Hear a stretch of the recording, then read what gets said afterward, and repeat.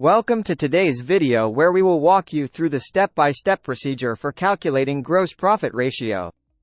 Gross profit ratio is a measure of a company's profitability. To calculate it, you need to subtract the cost of goods sold from the total revenue. Then, divide the result by the total revenue and multiply by 100 to get the ratio.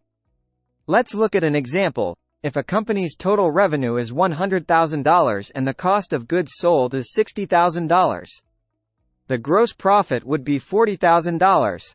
To calculate the gross profit ratio, divide $40,000 by $100,000 and multiply by 100, giving you a ratio of 40%. Now, let's move on to the second example. In this case, let's say the total revenue is $150,000 and the cost of goods sold is $90,000.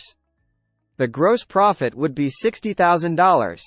To calculate the ratio, divide $60,000 by $150,000 and multiply by 100, resulting in a ratio of 40%.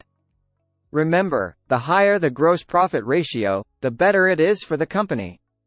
Understanding and analyzing this ratio is crucial for evaluating a company's financial performance.